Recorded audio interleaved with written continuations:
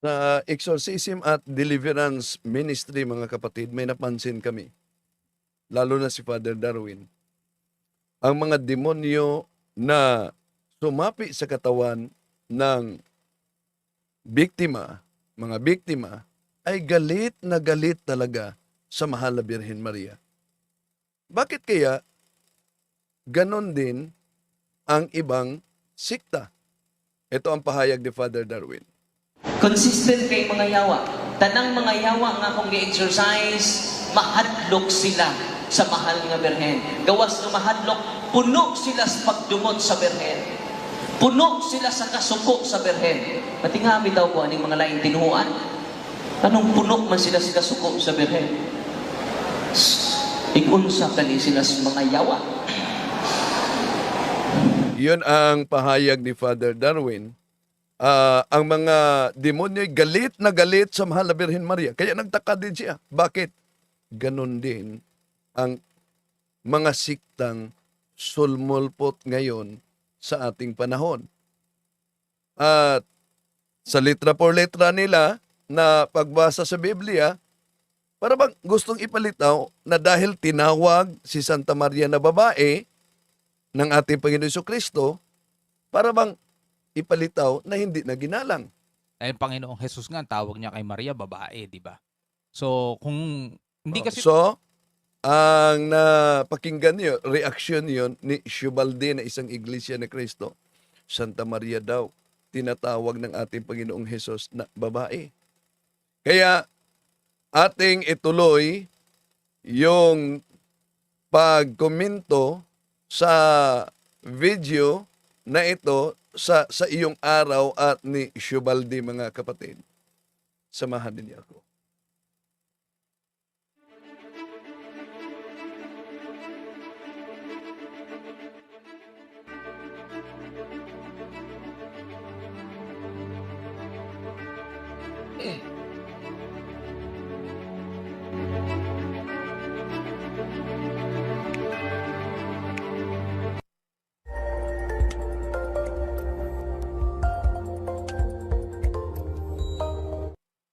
Purihin ang Diyos, kumusta?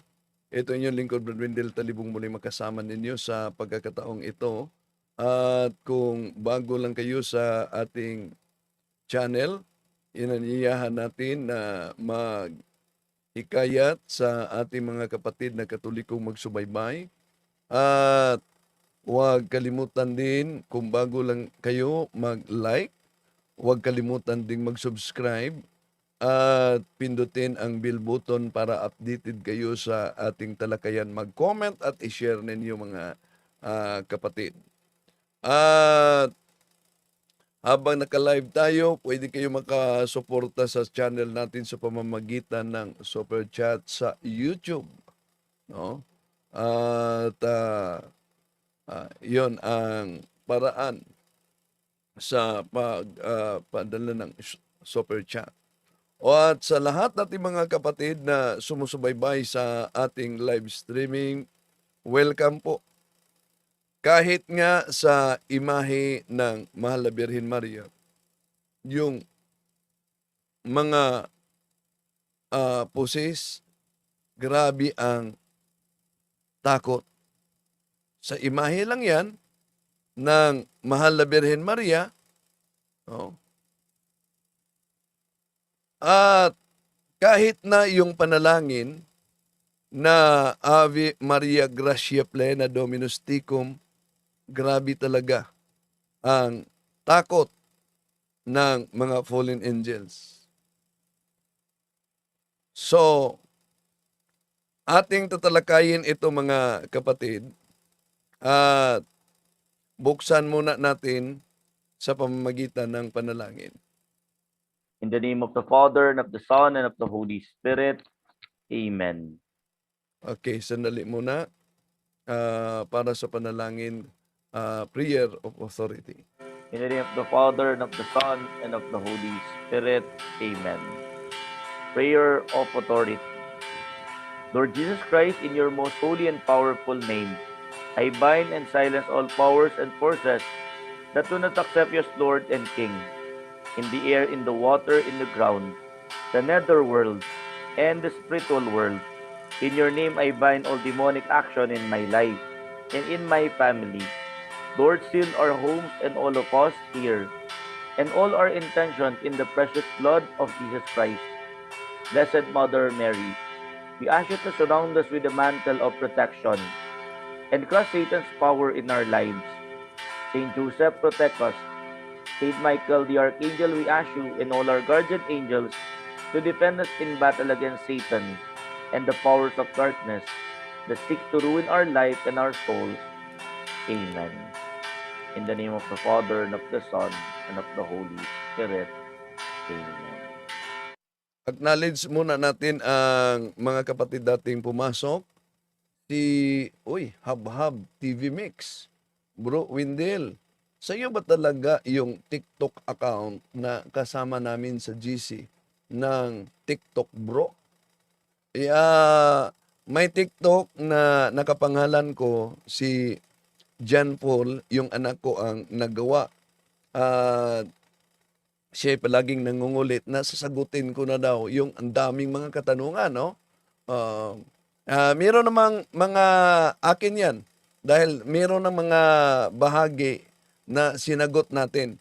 Pero dami pa mga katanungan. Maraming salamat po, kapatid Habhab TV Mix. Si Luis, maraming salamat. Si Ana Marie Kabilin, maayong hapon sa tanan. Si Ami Bibal, gandang hapon, watching from Beirut, Lebanon. Si Richard Bilga, maayong hapon, Bro Windel. Si Telma Alabaso, amin. Telma Alabaso, good evening to all. Saan kaya kapatid, no? Di pa evening sa amin ngayon. Si Rosa Litada, gandang hapon na po, Bro Windel, watching her from Basico Port, area Manila. Hello, kumusta kapatid? Si Habhab TV, okay bro. Sa'yo pa rin pala talaga yon. Yes, pero ang nagawa yon, yung anak ko si John Paul. Siya ang chap-chap sa mga video, pero daming mga katanungan, so meron ng mga sinagot ko. Dami, no? Inuluan ako ng mga katanungan doon sa TikTok account. At pwede na daw ako mag-live sa TikTok account. Sige, mag-live tayo sa susunod mga kapatid. Si kapatid na Romelin Anguno, Bro Windel, salamat talaga ng marami. Kayo talaga ni Father Darwin ang naka-enlighten sa akin. God bless po, watching from Kuwait. Wow! Si kapatid na Gina Rualis, good morning sa lahat. Watching from Dubai. Naamo schedule visit sa Dubai. Bro Windel, meron yung tawag, di ko pa na confirm kung matuloy ba. No? Si kapatid Dario Martinez, good evening here po, California. Wow! Si Ofelia Manuel, watching from Isabela. Isabela sa Basilan ba? Ang daming mga nanood diyan, ayon kay Monsignor Casas, no? Francis Casiao, shout out po, Sampaloc, Manila. Danilo Largo, talagang magagalit ang Diablo kay Mama Mary dahil sa kanyang naibalik ni Kristo ang buhay ng tao, samantalang gusto ng Diablo na lahat ng tao ay ihulog sa impyerno. Si kapatid na Merlin Valenzuela, hello po kapatid, kumusta kayo? Naipadala na ni Sarah yung mga sacramentals, so hope na makakarating na yon sa inyo. Si kapatid na Telma Alabaso, yes, it helped a lot po ang program na ito. So maraming salamat po sa inyo, no? Si Angel Amoma, hello. Si Ofelia Manuel, Cagayan Valley, si Habhab TV, masaya magsagot doon, bro. Pwede i-video. Sige, bro. Excited po kami na mag-live po. Taga Samal ko, bro. Davao del Norte. Practicing CFD and Deliverance. Si Rio Marteselo po, kapatid. Maraming salamat sa suporta. Kapatid na Rio Martinez. Sa ministry diri sa among parokya, mag PSL pa ako. Okay. Ang ating CBCP, no, na may pahintulot na sa Vatican na yung ito ang tanong ni kapatid na Francisco Casiao, pwede po ba mag-bliss sa deacon, bro? Meron ng mga pahintulot para sa permanent deacon. Pero may process pa yan, mga kapatid. Ang deacon, pwede siyang makapag-bliss. Hindi pwede ma-bliss sa deacon yung kampana na may ritual. Sa sacramental, pwede. No? Ang deacon. Dahil ordained minister siya. Si kapatid na Risley Carolino, hello. Kumusta sa Leyte? Si Buddy Istu. At sa lahat, tingnan natin sa pananampalataya at katuwiran. Watching from Japan, si Ana si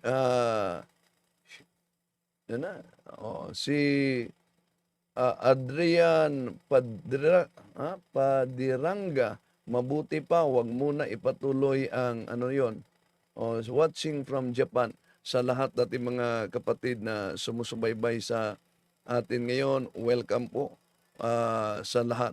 Okay? So, di na natin pa tatagalin pa mga kapatid. Una, ating unang sagutin itong reaksyon ni Shubalde. Eh, Panginoong Jesus nga, tawag niya kay Maria, babae, di ba? So, kung hindi kasi to paramihan, no? Hindi porket kasi kami yung nauna, ganyan-ganyan, kami pinakamarami sa buong mundo. Lagi ninyong tatandaan, mga tol, lagi ninyong tatandaan, may nakasulat din sa Bible. Search nyo na lang kung anong verso. Di daw ito paramihan. No? Di daw palatandaan na ikay una, ikay totoo. Pero nakabatay talaga sa history. Dahil kung tingnan natin ang The Living Bible, Job chapter 8, verse 8, read the books of history and see. At nasa kanilang Pasugo magazine yan. Mabasa natin, even secular history, show a direct time link between the Catholic Church and the Apostles, leading to the conclusion that the true Church of Christ is the Catholic Church. Tanong, bakit nga ba na ang ating mahal na ina, Birhen Maria, ay tinatawag na babae ng ating Panginoon Jesucristo? Ibig bang sabihin na hindi ginalang ang ating Panginoong Jesucristo, mga kapatid? Ang mahal na Birhen Maria hindi ginalang? May tawag dito. Sandali muna. Di ko masagot ito. Si Jando to. Sandali. May tawag dito. Bro Jando, naka-live ako ngayon. Ano problema? Patulong sana ako. Sige, umayan na lang. Okay. Sige, Bro Jando. Sige. Okay, si Bro Jando nakatawag. Balikan natin, mga kapatid, na sa Biblia, ginagamit ng mga anti-Catholic para sa kanilang pagtutol sa paggalang na ibinigay ng simbahang Katoliko sa Mahal na Birhen Maria, na tinatawag ang Mahal na Birhen Maria na babae ng ating Panginoong Hesus. 2 bisis lang sa Biblia tinatawag siyang babae. Pero, dahil gusto nila letra por letra, may Biblia ba mabasa? May Biblia bang mabasa na ang Mahal na Birhen Maria ay tinatawag na mother? Meron. Kung gusto niyo yung letra por letra.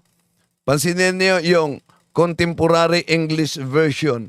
Ito ang mabasa natin sa Contemporary English Version. John chapter 2, verses 4 up to 5. Jesus replied, "Mother, my time hasn't yet come. You must not tell me what to do." So, ito ang Panginoong letra Jesus por nga, tawag letra. niya kay Maria, babae, di ba? So, kung hindi kasi to paramihan no? Hindi porket kasi kami yung nauna, ganyan-ganyan, kami pinakamarami sa buong mundo. Lagi ninyong Si tatandaan. Subalde yan, tinatawag umanong babae ang Mahal na Birhen Maria. 2 bisis lang, pero nabasa natin na sa ibang salin, lalo na sa Contemporary English Version, mabasa natin na tinatawag siyang mother. Itong salin na ito. Jesus replied, "Mother, my time hasn't yet come." Pero sa karamihang salin sa Biblia, tinatawag ang Mahal na Birhen Maria na babae. Sa Juan Kapitulo 2, versikulo 4, babae. Hindi pa dumating ang tamang panahon. At doon sa cross na mabasa natin sa Juan Kapitulo 19, versikulo 26, tinatawag si Santa Maria na babae ng ating Panginoon Jesucristo. Kaya ang interpretasyon ng ibang mga sikta natatag lamang ng tao. O, di po ba tinatawag siya na babae ni Jesus? Bakit kayo mga Katoliko ginagalang ninyo? Lilitaw na sa kanilang maling interpretasyon sa pagtawag ng babae, ang kanilang pinaniniwalaang Jesus wala ng pagngalang sa kaniyang mahal na ina. Mali po yan. Yun ang resulta sa letra por letra. Kaya nga, ang daming mga nagsusulputang sikta sa ating panahon. Bakit tinatawag si Santa Maria na babae ng ating Panginoong Hesus? 2 bisis. Una, sa kauna-unahang himala na naganap sa kasalan ng Kana.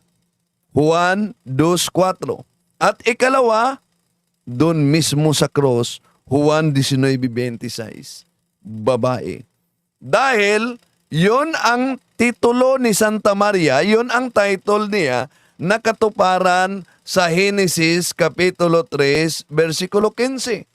I will put enmity between you and the woman, and between your offspring and hers. He will strike at your head while you strike at his heel. So, dito makita natin na may hula na may babae sa Genesis Kapitulo 3, versikulo 15 na kalaban ng ahas. Remember, snakes are silent but deadly. Yun din ang demonyo, mga kapatid. Yun din ang demonyo. So, diyan natin makita na sa talatang Genesis 3:15, ang babaeng ito ay hindi pwedeng si Eva dahil si Eva ay una nang nagkasala. Una nang sumuway sa utos ng Diyos. Kaya nasa ilalim na siya sa impluwensya ni Satanas. At dahil dito ay hindi kailanman magiging kaaway ni Eva si Satanas. Na sa talatang yan, mga kapatid, kundi nagiging kakampi na dahil sa pagkahulog niya sa kasalanan.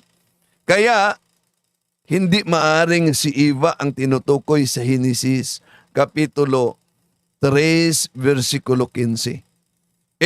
Kung di si Eva, sino yan? Napakalinaw, walang iba. Yung tinatawag ng ating Panginoon Jesucristo sa Genesis Kapitulo 3, versikulo 15, na katuparan, Juan Kapitulo 2, versikulo 4, Juan Kapitulo 19, versikulo 26, referado ang babae kay Santa Maria. Ngunit, para sa ibang sikta na napaka-anti-Catholic, mga kapatid, si Santa Maria daw ay makasalanan. Yan. Ano ang kanilang batayan? Sige, ating pakinggan. Na si Mary raw mga kaibigan ay walang kasalanan. Ngunit kung ating makikita mga kaibigan, sa Romans 3 verse 23 to 24, binabanggit dito that for all have sinned and fall short of the glory of God. At kung ating mapapansin mga kaibigan, lahat ay nagkasala. Maliban sa Maging Panginoong si Mary Jesus. mga kaibigan ay makasalanan. Oh, so, iyon ang kanilang interpretasyon mga kapatid. Basa kasi sa Roma Kapitulo 3, versikulo 23, na lahat nagkasala ayon sa naturang talata. Kaya, kasama na, kabilang na daw sa lahat ang mahal na Birhen Maria na nagkasala. Ayon kay Subalde, maliban kay Jesus. O, ibig sabihin, ang ating Panginoong Hesus walang kasalanan, pero nanggaling siya ni Santa Maria na para sa kanila makasalanan. So, yun ang kanilang interpretasyon. Kaya, ating lilinawin ito mga kapatid, yung ginagamit nila sa Roma Kapitulo 3, versikulo 23. Di po ba? Ang ginagamit nila, lahat ay nagkasala. O kung sabihin nila maliban sa ating Panginoong Hesus, di ibig sabihin sa lahat mayroong exemption. Pag sinabing lahat ay hindi literal na laging lahat, mga kapatid, na tipong walang natitira na. At lalong hindi din tumutukoy sa bawat individual dahil laging may exemption diyan. May ilang hindi kasama diyan tulad sa kanilang interpretasyon na ang ating Panginoon Jesucristo ay walang kasalanan sa lahat. So kung uunawain nating mabuti mga kapatid ang binanggit nila Roma Kapitulo 3 versikulo 23-24 na lahat ay nagkasala, lalabas na si Jesus bilang tao ay nagkasala din. Galing siya ni Santa Maria na para sa kanila makasalanan. Yun ang paniniwala ng mga siktang tatag lamang ng tao sa ating panahon. Na si Jesus ay kailanman hindi nagkasala at walang bahid ng kasalanan. So dito pa lang mga kapatid, malinaw na may exemption na talaga ang salitang lahat. Malinaw na hindi absoluto na wala talagang natira sa lahat. Kung ang salitang lahat ay hindi literal, na ibig sabihin lahat ng individual na walang natira na talaga, abay, lalabas mga kapatid. Halimbawa, gagamit tayo ng salitang lahat kung wala bang exemption diyan sa Biblia. Si Caesar nagpalabas ng sinsos. Di ba? Na ang lahat ng tao ay dapat magpa-sinsos. Pag sinabing lahat ng tao, ibig ba sabihin pati na dito sa Osamis, pati na ang buong mundo magpasinso? Ito kasi ang nakasulat sa Biblia. Gamitin natin ang salitang lahat. Ito, pansinin niyo mga kapatid. In those days, a decree went out from Caesar Augustus that all the world should be enrolled.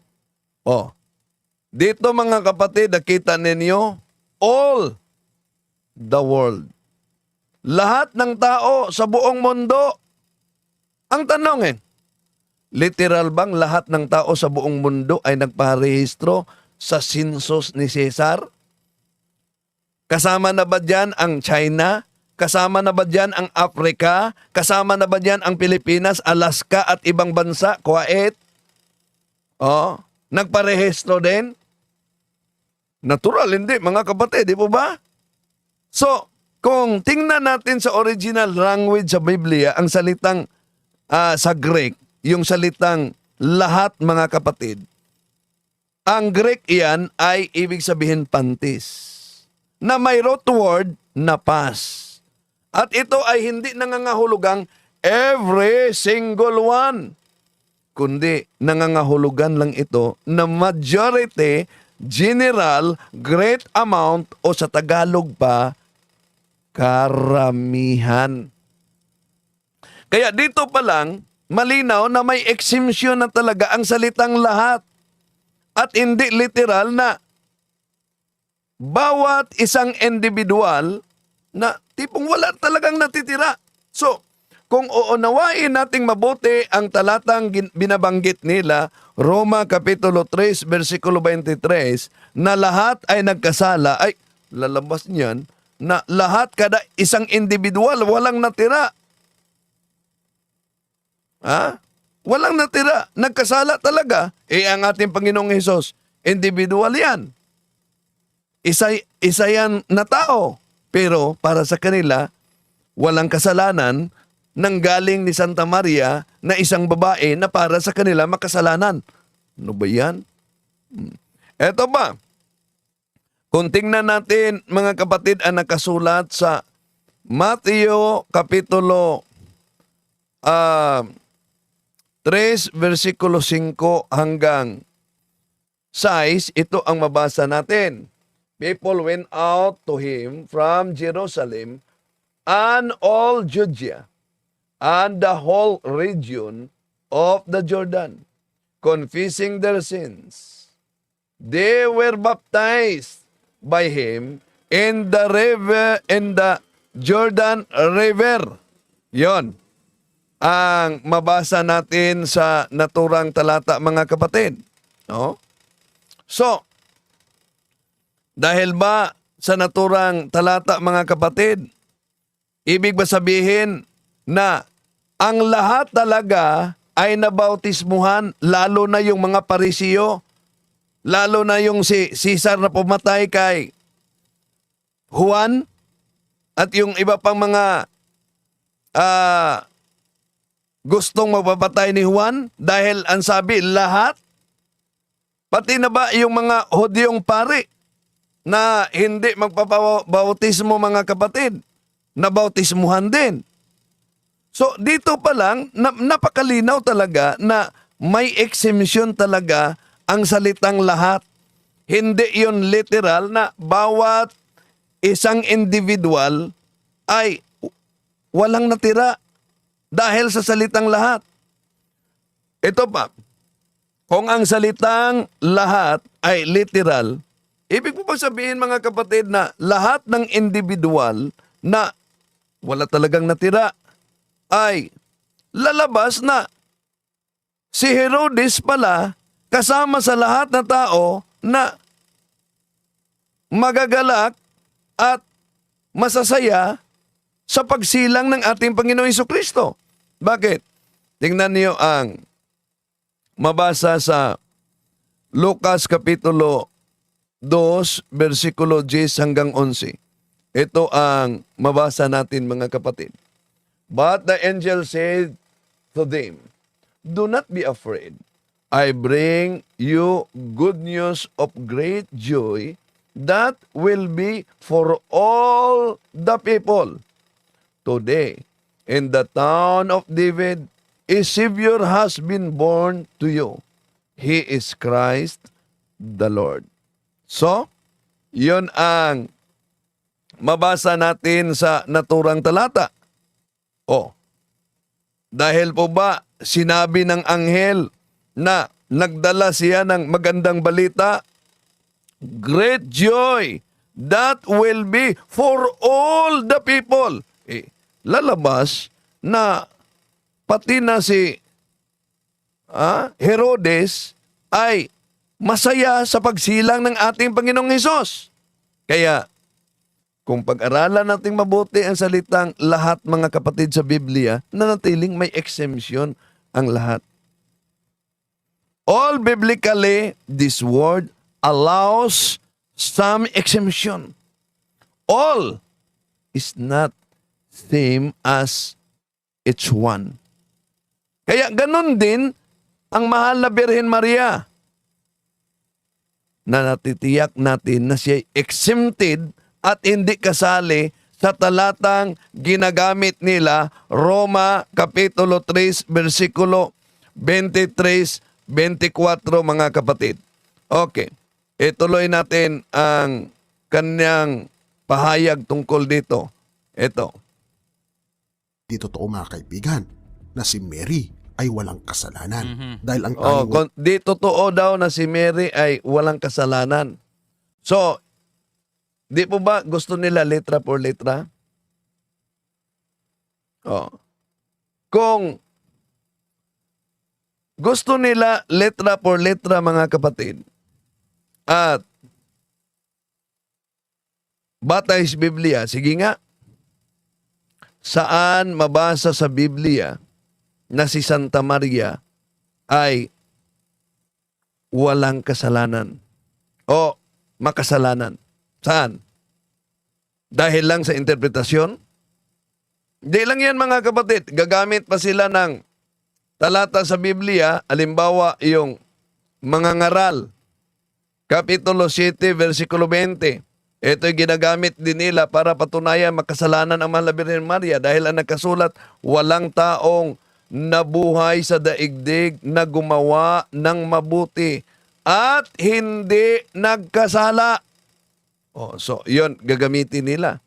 So, dahil may nakasulat sa Biblia na walang taong nabuhay sa daigdig na hindi gumawa ng mabuti at hindi nagkasala. At ito din ang gamitin nila sa English translation, Ecclesiastes chapter 7 verse 20, na nakasulat, there is not a righteous man on earth who does what is right and never sin. Oh, yon. Ito ang kanilang mga talata din na gagamitin nila para sabihin, si Santa Maria makasalanan talaga. Kaya, kahit yun ang kinukot nila sa Biblia mga kapatid, na ang mahal na Birhen Maria makasalanan, lalo na yung talata na binanggit nila, walang pagkakaiba din yan sa Roma Kapitulo 3, versikulo 23-24, na lahat ay nagkasala. Yung binanggit na walang taong matuwid, yung righteous sa daigdig na hindi nagkasala. Paano ngayon ang ating Panginoon Jesucristo? Di po ba tao siya? Meaning, nagkasala din siya. Kung para sa kanila, lahat na talaga. Paniniwala nila na ang ating Panginoong Hesus kahit kailan hindi nagkasala o walang bahid ng kasalanan. So, kung literal natin mga kapatid na tatanggapin ang ganitong uri ng pag-unawa nila sa Biblia, lalabas na kasama na doon ang ating Panginoong Hesus sa walang taong matuwid sa daigdig na hindi nagkasala. Kaya isip-isip naman pag may time mga kapatid, no? Kaya kung pag-aralan natin ang Biblia, napakalinaw na may exemption talaga mga kapatid sa talatang ito. At hindi absolutong lahat na at walang natira.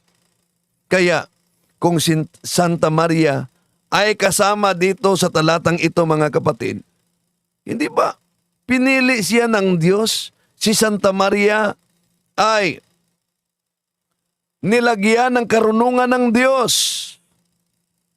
At si Santa Maria ay pinuno ng grasya ng Diyos.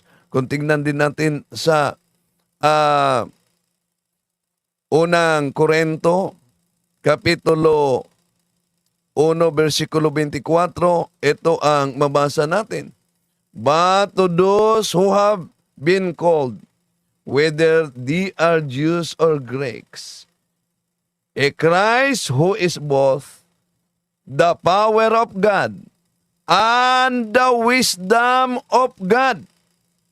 Napakalinaw ang mabasa natin mga kapatid. Ang wisdom of God, walang iba ang ating Panginoon Jesucristo. At tandaan ninyo, ang karunungan ng Diyos ay hindi pwedeng maipagdalang tao sa isang babae na may bahid ng kasalanan. Bakit? Tingnan niyo ang nakasulat sa Wisdom chapter 1 verse 4 mga kapatid. Ito ang mabasa natin. Wisdom will never enter the soul of a wrongdoer, nor dwell in a body enslaved to sin. See? Napakalinaw kung tingnan natin na ang karunungan, ang wisdom na tinutukoy sa talata sa unang Korinto kapitulo 1 versikulo 24, walang iba ang ating Panginoon Jesucristo. Kaya ang karunungan na ito'y tumutukoy sa ating Panginoon Jesucristo na hindi kailanman papasok o mananahan sa loob ng katawan o sinapupunan ng isang tao na napasailalim ng kasalanan. Paano ba yan? Sa Biblia din mga kapatid, sinasabing bilang wisdom of God ang ating Panginoon Jesucristo ay nakapasok siya sa loob ng sinapupunan ng isang babae na si Santa Maria.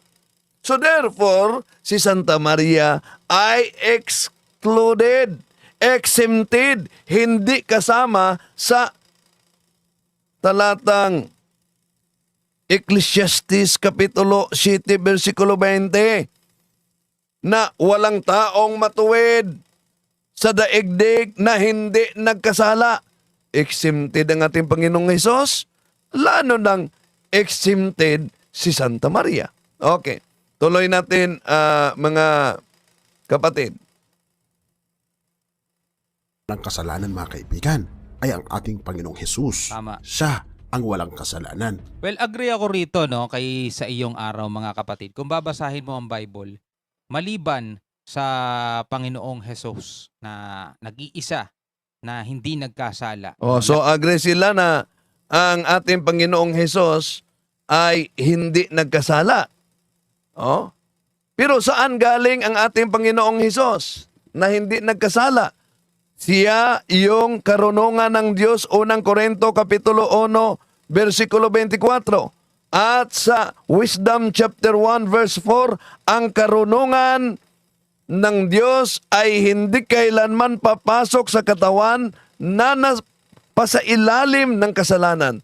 At si Kristo na karunungan ng Diyos ay pumasok sa sinapupunan ni Santa Maria, na si Santa Maria ay puno sa grasya. Ang taong makasalanan ay nalayo sa grasya, therefore si Santa Maria ay exempted dito. Okay, tuloy natin mga kapatid. Lahat ng mga tao ay makasalanan. Walang binanggit na bukod sa ating Panginoong Hesus, pati si Maria ay walang kasalanan, no? May mga tao lang talagang nagbigay ng aral na 'yon. So, yon mga kapatid, na ang pagiging walang kasalanan ni Santa Maria ay ibinigay ng mga tao lang umano. Una, di ba nila alam na kahit ang Biblia na dinala nila, produkto sa tunay na iglesia? At kinopya nila na wala naman silang sariling Biblia. No? So, Episo Kapitulo 3, versikulo 10, sa pamamagitan ng iglesia, makilala ang lahat na katotohanan sa iglesia.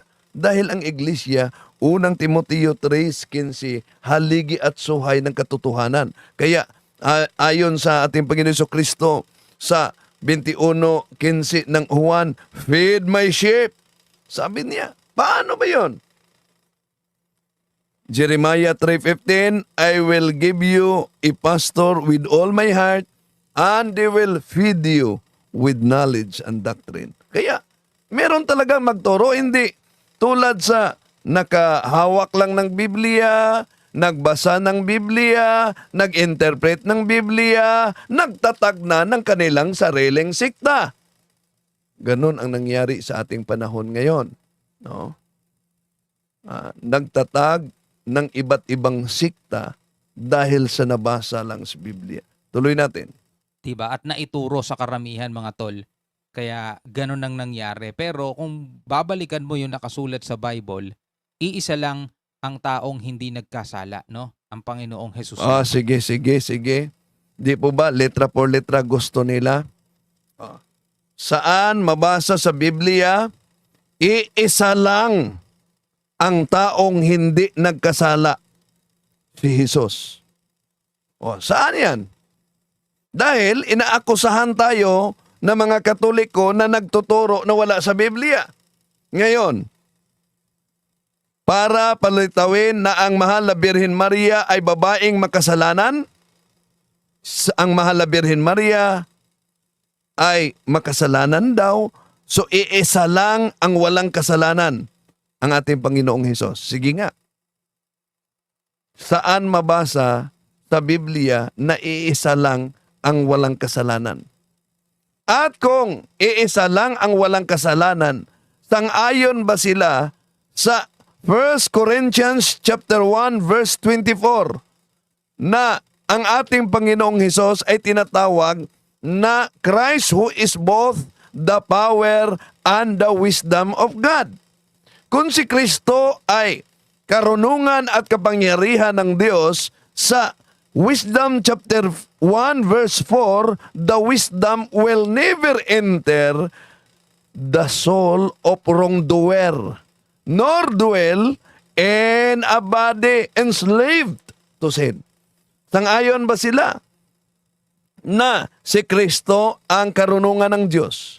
Ang karunungan ng Diyos hindi mananahan sa katawan makasalanan. Ang tanong, si Kristo na karunungan ng Diyos, saan siya na sinapupunan nananahan?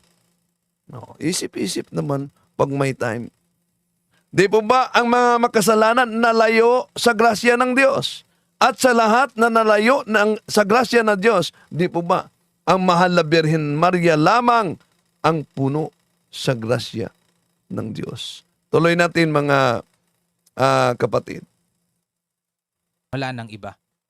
2 Corinthians 5 verse 21, He made him who knew no sin to be sin on our behalf, so that we might become the righteousness of God in Him.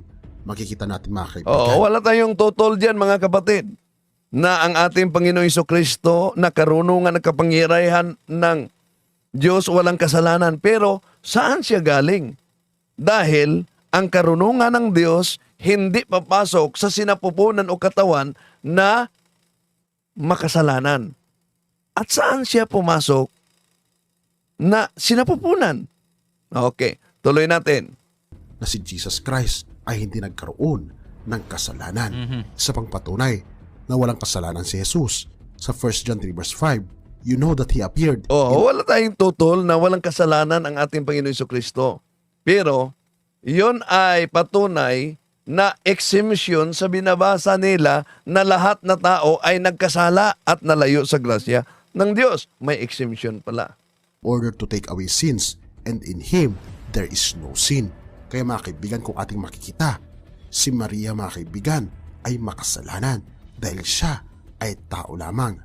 So yan, si Maria ay makasalanan dahil siya ay tao lamang. Kaya, kung dito na argumento na si Santa Maria ay makasalanan dahil siya ay tao lamang, balikan natin ang unang Korinto 1:24, si Kristo ang karunungan at kapangyarihan ng Diyos. Balikan natin ang Awit Kapitulo 1, versikulo 24, ang karunungan ng Diyos hindi papasok o mananahan sa katawan na makasalanan. Ang tanong, sang-ayon ba sila na itong kinikilala nilang Kristo na hindi makasalanan galing sa katawan na makasalanan? Kung galing sa katawan na makasalanan, ito'y nagiging kontrahan na ang karunungan ay hindi papasok sa katawan na makasalanan. Wisdom chapter 1 verse 24. Okay, tuloy natin. Isa pa mga kaibigan sa turo ng Roman Catholic Church ay ang doktrina mga kaibigan ng assumption ni Mary na si Mary raw mga kaibigan ay nasa langit na. Ito mga kaibigan ay ang Okay, yun. Assumption of Mary. Si Santa Maria ay nasa langit na. Ngayon, ito'y isa sa mga tinutuligsa nila mga kapatid na hindi totoo. Sige nga, kung wala sa langit si Santa Maria, saan ba ang kaniyang katawan inilibing? Di ba ba sa lahat ng mga napaka-importanting tao sa Biblia, meron silang libingan, lalo na ang mga apostles. Pero, i-search ninyo mga kapatid, lahat ng mga apostoles ng ating Panginoon Jesucristo nakalibing sa simbahan ng Iglesia Katolika. Si San Pedro nasa Basilica ni San Pedro sa Roma. Si San Pablo nasa Basilica ni San Pablo sa Roma. Oh, mga apostoles nakalibing sa simbahan na Katoliko. Basilica ng Katoliko. Bakit hindi sa ibang sikta? Dahil ang ibang sikta, mga sulpot silang tataglang ng tao. Silang katuparan sa ikalawang Korento, Kapitulo 11, versikulo 12 hanggang 15, nalilitaw talaga ang mga bulaang propeta, ito'y sugo ni Satanas. Okay, tuloy na yan. aktual na kanon ng Catholic Theology noong 1950. Ito ay nangyari mga kaibigan noong November 1, 1950, noong si Pope Pius XII ay inofficial niya mga kaibigan na si Mary ay nandoon na sa langit. Ngunit kung ating makikita mga kaibigan sa banal na kasulatan, wala tayong makikita sa libro ng Biblia na si Mary ay nasa langit na. Ngunit Ayun, mga kapatid,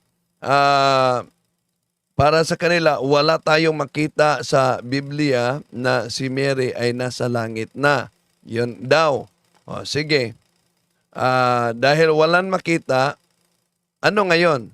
Si Santa Maria ay patay na ba para sa kanila? Kung patay na si Santa Maria para sa kanila mga kapatid, kung patay na si Santa Maria, saan mabasa na patay na siya? Yon. Tuloy natin ang kanilang. Ang deklarasyon ng Papa, hindi ibig sabihin na gumawa ng bagong aral ang simbahang Katoliko. Halimbawa, sino ang nagdeklara ng canon of the Bible? Ang simbahan. Sino ang naghati sa chapters and verses ng Bible? Ang simbahang Katoliko. O di po ba? Kahit ang ibang sikta. Sino ang nagdeklara ng kalendaryo na sinunod ngayon sa iba't ibang mga sikta? Masabadista ka man, Iglesia ni Cristo ka man, Siksi ni Jehovah ka man, at iba pang grupo. Sino ang nagdeklara? Si Pope Gregory XIII. Bakit sinunod ninyo? Deklarasyon yan ng simbahang Katoliko. Di ba para sa kanila? Basta Katoliko magdeklara, gawa-gawa lang yan ng tao, hindi yan dapat sundin. Pero ang tanong, yung araw ng pagsamba ninyo, yung araw ng birthday ninyo, yung araw ng anibersaryo ninyo, saan ninyo sinunod? Sa kalendaryo na deklarasyon ng simbahang Katoliko. Isip-isip naman pong may time, di po ba? Okay. Tuloy natin mga kapatid. Acknowledge ko si Sis Mel Mori dyan sa Japan. First time nakapasok, sis ha? Hello. Welcome Sis Mori sa live natin. Sis Mel. No? Okay, tuloy natin mga kapatid. Itong tuligsa ng mga anti-Catholic. Do may mga taong nabanggit sa Bible na mga pinahintulutan makapasok na ng langit, mga kapatid, pero wala tayo ring maaalala na isa sa mga taong nabanggit na yon ay si Maria, di ba? Pwede kayo maglagay sa comment section ng mga Yun. Inaamin naman na may mga taong nakapasok sa langit umano. Pero wala tayong mabasa sa Biblia na kasama na si Santa Maria sa nakapasok sa langit. Yon ang pahayag mga kapatid